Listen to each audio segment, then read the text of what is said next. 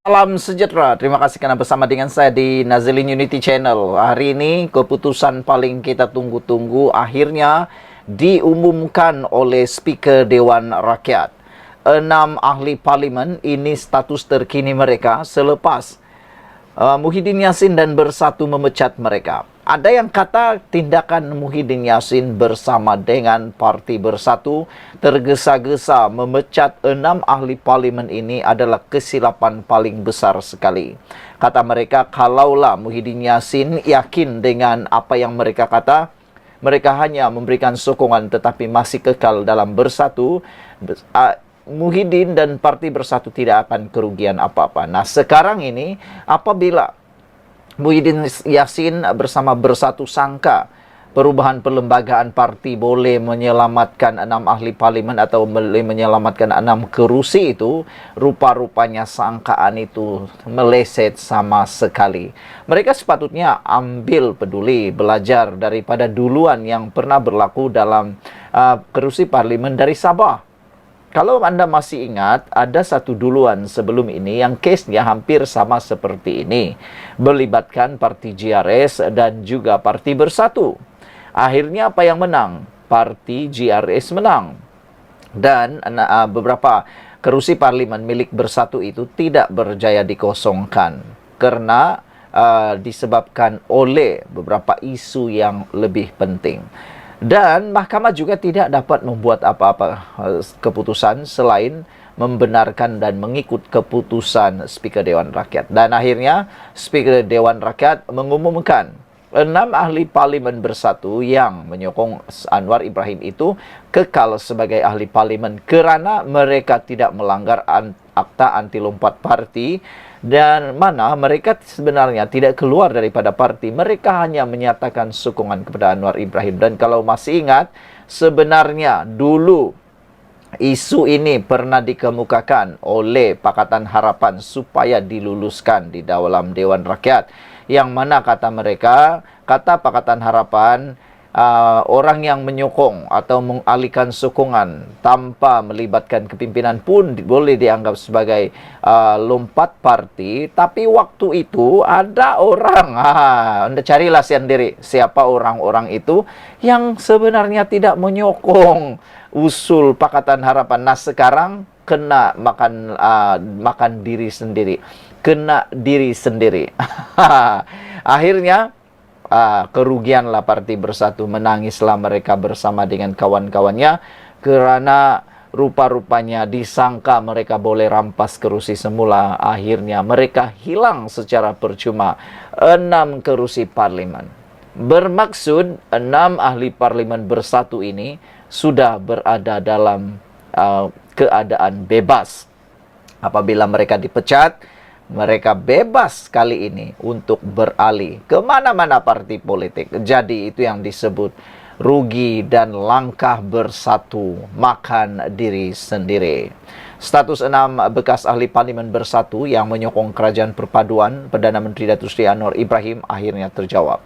Bersatu mengesahkan mereka terbabit sebagai wakil rakyat selepas mengesahkan mereka yang terbabit kekal sebagai wakil rakyat selepas Speaker Dewan Rakyat Tan Sri Johari Abdul memaklumkan tidak berlaku kekosongan kerusi mereka. Hal tersebut dimaklumkan Johari menerusi surat bertarikh 9 Julai. Presiden Bersatu yang juga pengerusi Perikatan Nasional PN Tan Sri Muhyiddin Yassin maklumkan perkara itu dalam sidang media di Dewan Rakyat hari ini. Dan saya rasa walaupun kalau mereka berniat untuk membawa isu ini ke mahkamah, kita sudah tahu jawabannya. Sebab sudah ada dulu GRS lawan Bersatu di Sabah. Apa yang menang? Ahli parlimen itu yang menang. Dan itulah duluan yang mungkin akan jadi rujukan nanti. Yang mana mereka tidak lompat parti dan tidak melanggar Akta Anti Lompat Parti. Pada 12 Jun lalu, Bersatu menyerahkan notis terhenti secara serta-merta kepada mereka yang didakwa melakukan ketidakpatuhan mengikut pasal 10.4 perlembagaan parti itu selaras arahan Majlis Pimpinan Tertinggi MPT.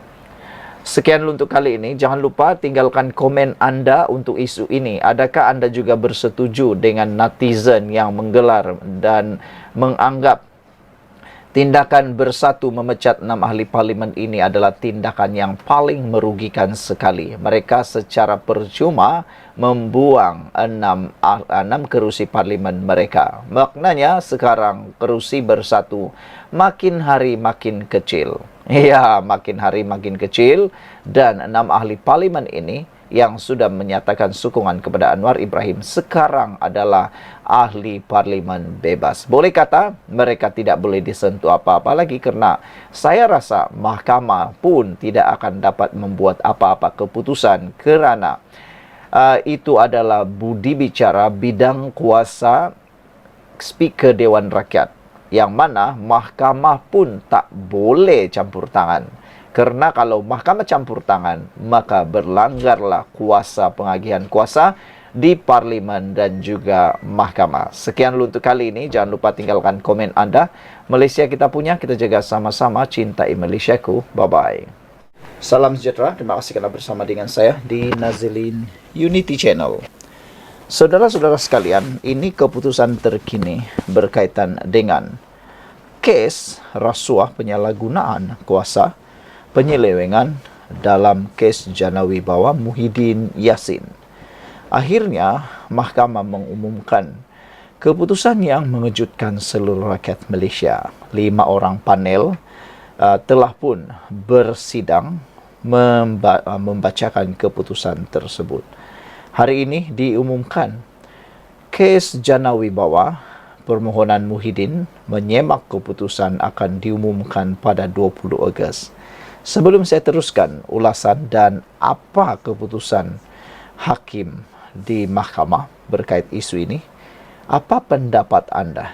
Adakah Muhyiddin akan berjaya menarik balik pertuduhan tersebut, ataupun akan diteruskan pertuduhan tersebut? Selepas semakan, apa agak-agaknya keputusan hakim dan apa komen hakim? Jom kita dengar ini keputusan hakim.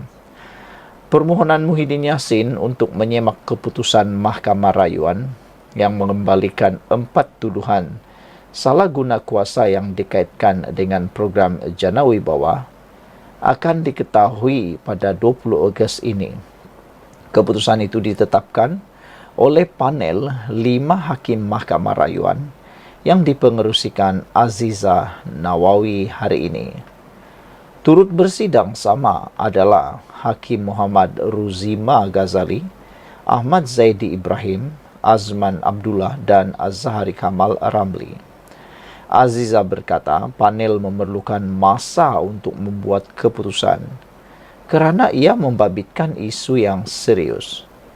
Pada Mac tahun lalu, Muhyiddin didakwa di Mahkamah Seksyen Kuala Lumpur berhubung 4 pertuduhan salah guna kuasa dan 3 pertuduhan penggubahan wang haram membabitkan RM232.5 juta yang dikaitkan dengan program Janawibawa. Dia didakwa di bawah Seksyen 23 dalam kurungan 1 Akta SPRM 2009 atas pertuduhan menggunakan kedudukannya sebagai Perdana Menteri ketika itu dan Presiden bersatu untuk dorongan RM232.5 juta daripada 3 syarikat dan seorang individu antara 1 Mac 2020 dan Ogos 20, 2021. 3 syarikat berkenan ialah Bukhari Equity, Nepturis dan Berhad dan Mamfors dan Berhad. Manakala individu terbabit pula adalah Azman Yusuf. 3 pertuduhan penggubahan wang haram itu dibentangkan di bawah Seksyen 4 dalam kurungan 1 kurungan B Akta Pencegahan Penggubahan Wang Haram, Pencegahan Pembiayaan Keganasan dan Hasil daripada Aktiviti Haram 2001. Dibaca bersama Seksyen 87 dalam kurungan 1 Akta sama. Muhyiddin 77 tahun didakwa menyalahgunakan kuasa untuk bersatu, menerima RM125 juta hasil daripada aktiviti haram daripada Bukhari Equity antara 25 Februari 2021 dan 8 Julai 2022. Tuduhan itu tidak mendakwa bahwa pembayaran dibuat kepada Muhyiddin, tetapi uang berkenan didakwa digubah dengan dimasukkan ke dalam akaun bersatu. Pada Ogos tahun lalu, Mahkamah Tinggi Kuala Lumpur membenarkan permohonan Muhyiddin untuk membatalkan 4 pertuduhan salah guna kuasa yang membawa kepada pembebasan terhadapnya. Bagaimanapun, pada Februari tahun ini, Mahkamah Rayuan mengekalkan semula pertuduhan dan membatalkan pembebasan tersebut. Muhyiddin hari ini memohon Mahkamah Rayuan menyemak keputusan sebelum ini dengan alasan bahawa pertuduhan jenayah itu adalah kabur dan cacat dari segi undang-undang. Pengerusi Perikatan Nasional PN juga berhujah bahawa kes terhadapnya adalah satu bentuk penganiayaan politik. Saudara-saudara sekalian, itulah keputusan mahkamah hari ini. Dan ada satu komen di ruangan Malaysia kini. Purple Mouse kata, 20 Ogos keputusan, kalah rayuan lagi di Mahkamah Persekutuan. Kalah baru bicara kalah rayu lagi. Taktik abah kau melambatkan proses mahkamah sehingga PRU 16. Dengan harapan, bila jadi Perdana Menteri, bila PN menang, maka dia terlepaslah dari bala dunia, buang masa mahkamah, kata Purple Mouse. Green Puma 9227 pula kata, buang masa mahkamah sahaja. Sekian untuk kali ini. Jangan lupa tinggalkan komen anda. Bye.